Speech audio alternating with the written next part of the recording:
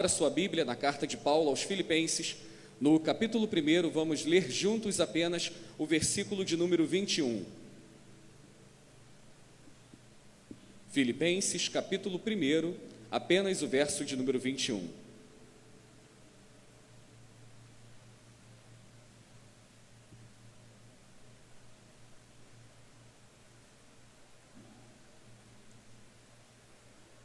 Filipenses, Marcelo, capítulo 1, verso 21.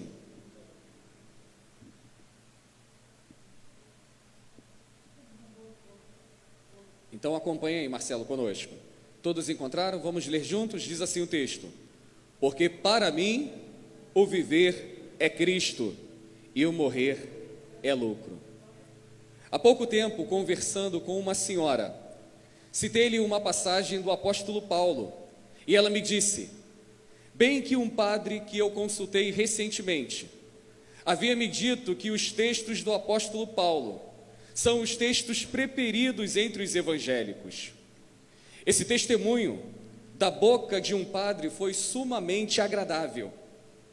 E é bem verdade que cada passo que nós evangélicos damos, nós citamos o apóstolo Paulo, porque nos escritos do apóstolo Paulo se encontram a perfeita exposição da doutrina da salvação. Porém, isso tudo não basta. Não basta apenas ler e conhecer a doutrina da salvação compartilhada pelo apóstolo Paulo. O que vale para nós se nós ficarmos apenas nisso? Para merecermos o elogio que esse padre fez, é menester que nós imitemos o apóstolo Paulo. É preciso pormos em prática todas as doutrinas que ele, de maneira tão magistral, expôs.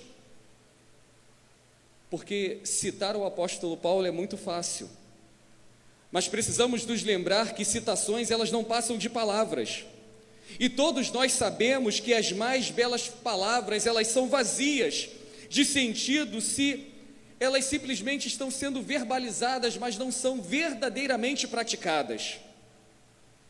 E tenho pensado que o nome do apóstolo Paulo, ele continua sendo pronunciado na boca de centenas de pessoas que nem de longe conseguem conhecê-lo e apreciarem o seu caráter. E eu resolvi então chamar a atenção de vocês com essa passagem que dá a conhecer o segredo da vida de Paulo. Deixando por enquanto as doutrinas desse apóstolo, ocupemo-nos do fim de que ele tinha sempre em vista.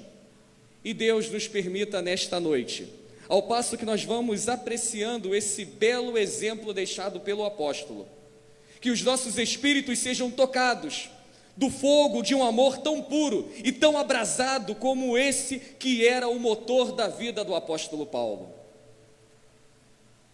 E eu quero, em primeiro momento, compartilhar a seguinte sentença com os irmãos. Notai que Paulo sabia qual era a mira que ele tinha em vista. Não havia nenhuma dúvida, nenhuma incerteza perturbava o coração deste homem. E querendo dar a razão de si mesmo e explicar para onde se dirigia, ele poderia dirigir-se, responder de um modo mais claro e explícito, declarando: para mim o viver é Cristo e o morrer é lucro. Essa certeza, meus irmãos, era o que dava força e animação à vida do apóstolo Paulo.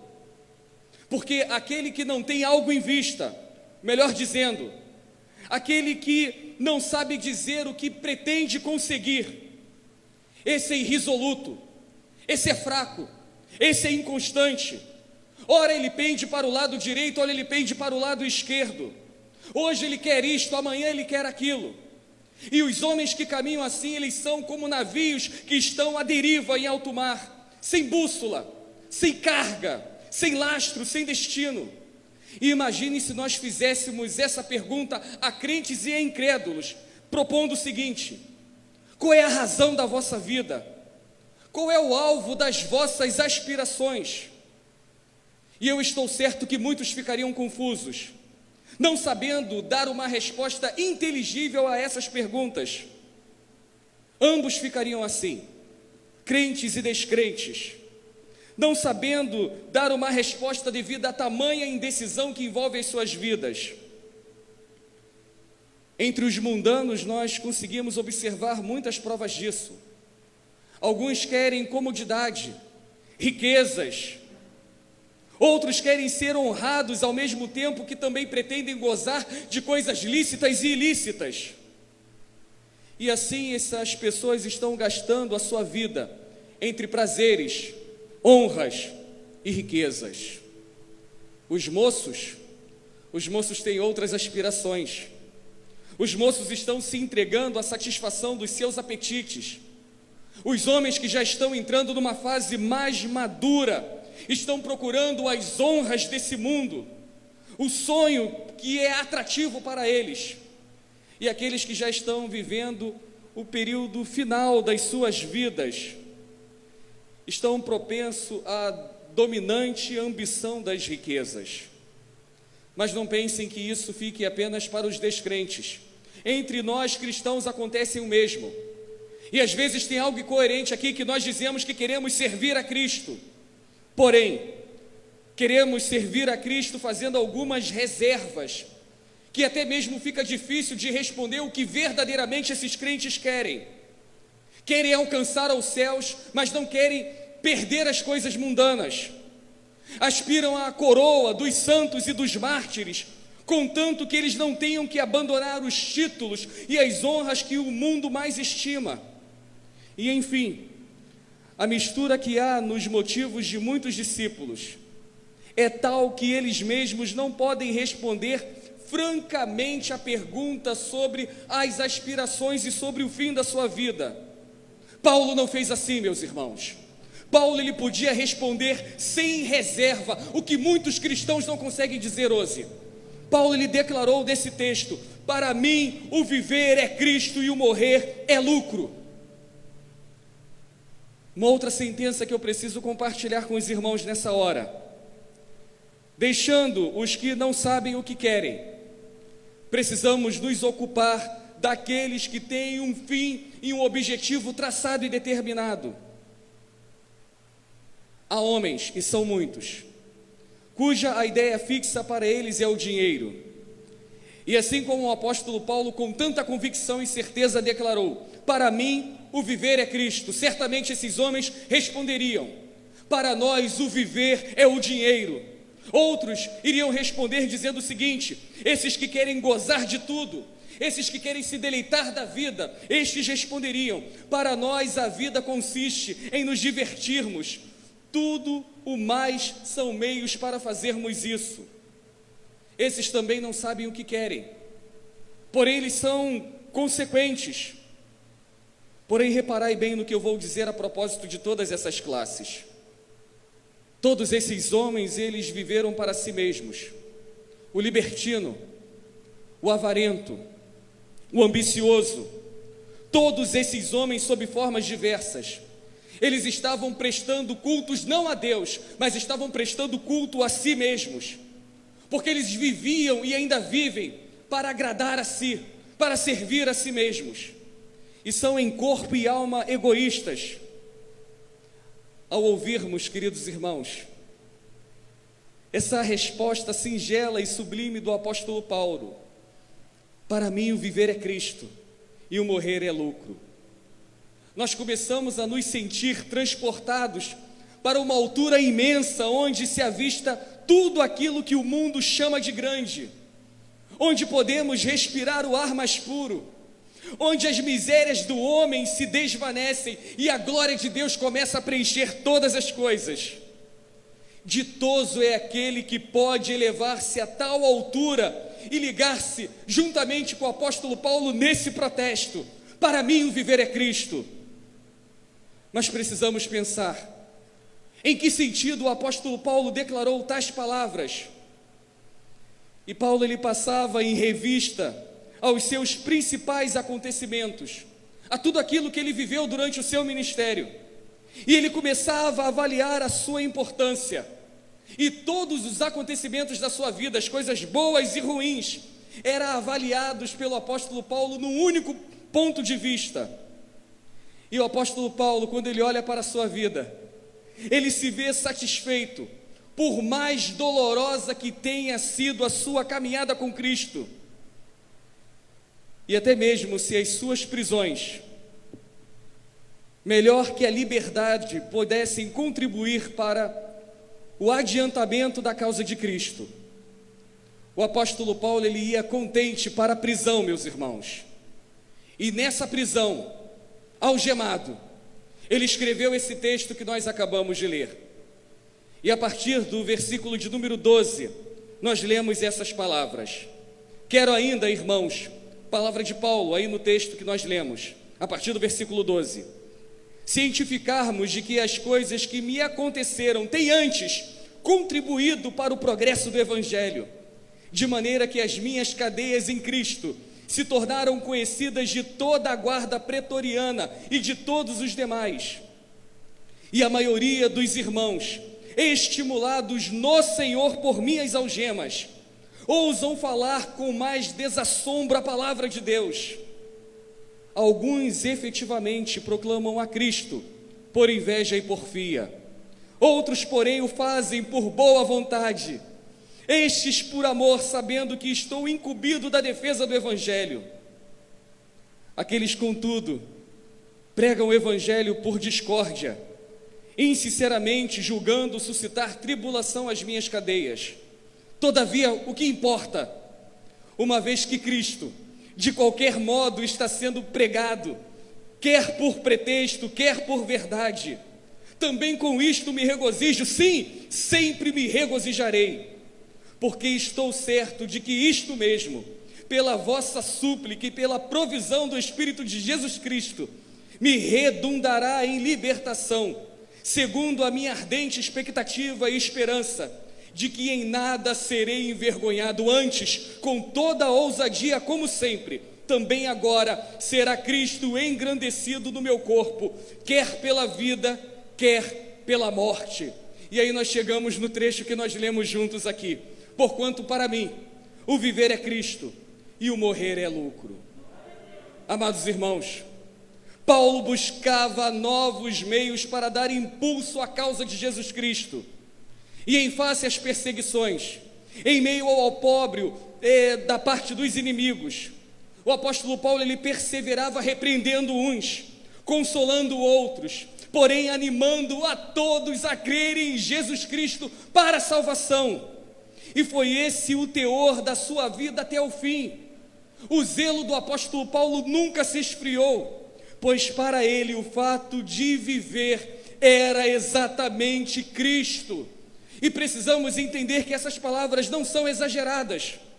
A sua vida comprovava exatamente aquilo que a sua boca dizia.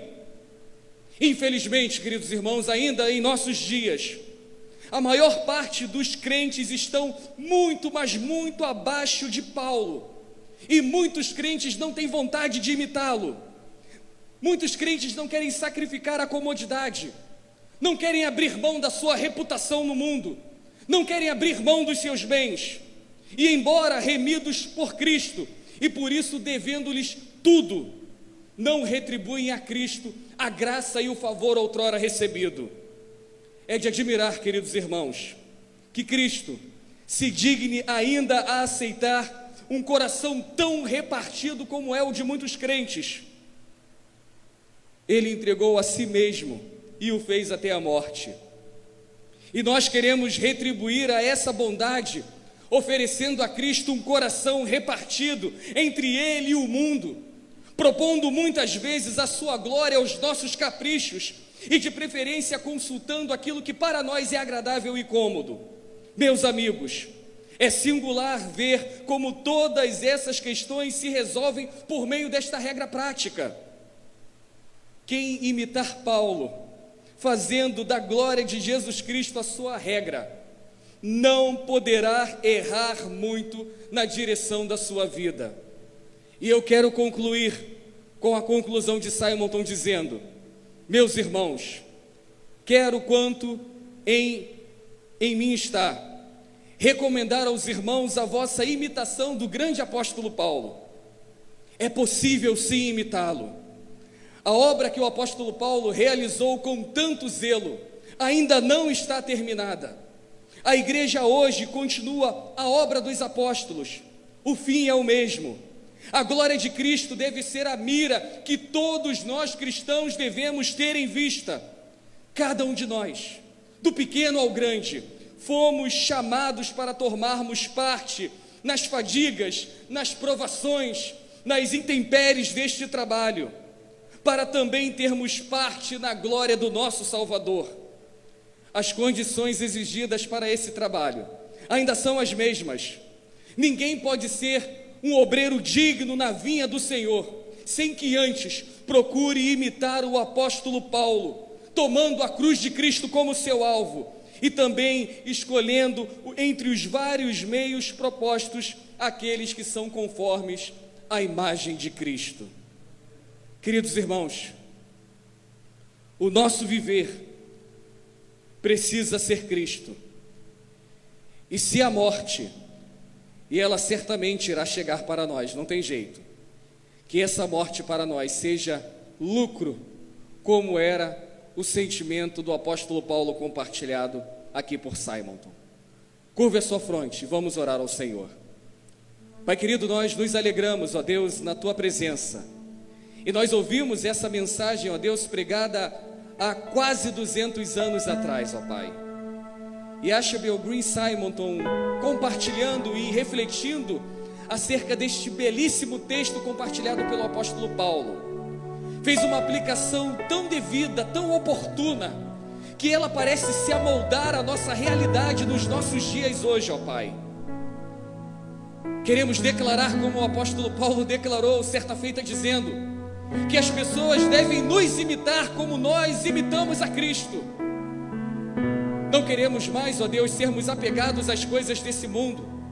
Não queremos mais, ó Deus, nos deleitarmos e nos lambuzarmos neste banquete, ó Deus, que é oferecida por este mundo tenebroso, que nada mais é, ó Deus, do que as alfarrobas que são compartilhadas entre os porcos. Infelizmente, ó Deus, entre nós há muitos crentes que preferem comer comida de porco, ó Deus, ao invés de se deleitar nas coisas santas que vêm dos altos céus. Que o nosso viver seja o Senhor, ó Cristo, e quando o Senhor nos recolher no Teu amado, que possamos declarar como o apóstolo Paulo declarou: enfim a morte chegou, porque ela é lucro, ela é bênção para nós, porque a morte para o crente é o ápice, ó Deus, da nossa vida, porque a Tua palavra nos diz, ó Deus, que o que está reservado para nós no porvir é incomparavelmente melhor do que tudo aquilo que nós experimentamos hoje. Tenha misericórdia das nossas vidas, ó Pai, que em alguns momentos ainda continuamos nos deleitando com coisas pequenas demais, terrenas demais, passageiras, e que possamos, ó Deus, no Senhor nos deleitar com aquilo que foi reservado para nós dos altos céus. Queremos declarar verdadeiramente no íntimo, ó Deus, essas palavras do apóstolo Paulo. O nosso viver precisa ser o Senhor, ó Pai. Ajude-nos, ó Deus, a sermos imitadores seus. Em muitos momentos queremos ser parecidos com pastores, com cantores, com grandes pregadores, mas nós não queremos ser parecidos contigo, ó Pai. E quando somos cobrados ou constrangidos em nossas faltas, nós ainda temos a arrogância e petulância de dizer às pessoas que elas não devem olhar para nós. O apóstolo Paulo, ele entendia que ele era um emissário a Deus do Teu Evangelho, da qual ele mesmo declarou não se envergonhar. E após receber esse Evangelho e ser transformado por ele, ó Pai, o seu exemplo de vida era muito maior do que todo o ensinamento que ele, ó Deus, trazia. Mas ainda estamos presos, ó Deus, na comodidade. Ainda estamos presos, ó Deus, nos nossos caprichos, no nosso egoísmo. Ainda estamos presos, ó Deus, nas nossas vaidades. Rasga o nosso coração e o nosso ser, ó Deus, para que sejamos moldados e forjados, ó Deus, de acordo com aquilo que o Senhor requer de cada um de nós. E que verdadeiramente, ó Deus, a nossa vida seja como do apóstolo Paulo, que anunciemos as palavras, ó Deus, porque é necessário fazer isso, mas com tudo isso, que o Evangelho seja anunciado através das nossas vidas. Tenha misericórdia da tua igreja, fica conosco, ó Pai, nos abençoe. Dá-nos, ó Deus, uma semana abençoada na tua presença. Leva-nos, ó Deus, conduzidos pelo teu Santo Espírito, protegidos e guiados pelo Senhor.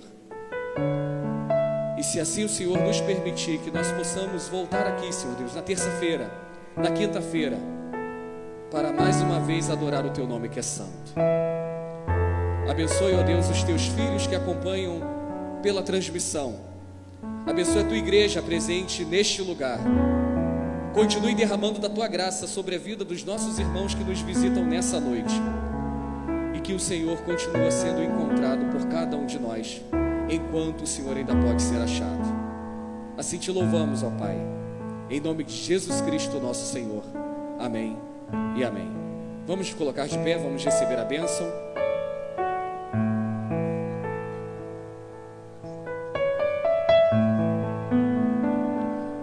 O nosso irmão Diácono Mário Fausto, ainda em tempo, anuncia para toda a igreja, mas especificamente aos homens, que no próximo sábado, dia 6, às 8 ou 9 horas da manhã, às 8 horas da manhã, vamos pecar para mais, temos um congresso da nossa Federação de Homens do Presbitério de Mesquita. Então você que já faz parte da UPH, você deve estar aqui, mesmo que você não seja delegado, venha conhecer um pouco. Neste dia nós vamos receber todos os homens, que fazem parte da União de Homens Presbiterianos do nosso presbitério. Nessa mesma ocasião nós teremos uma palestra que será ministrada pelo seminarista Guilherme, que trará elucidação e edificação para os homens e para a igreja. Então, ainda que seja um convite à Federação de Homens, é um convite também para mulheres, para jovens. Se você tiver disponibilidade, esteja aqui para juntamente com nossos homens adorar ao Senhor.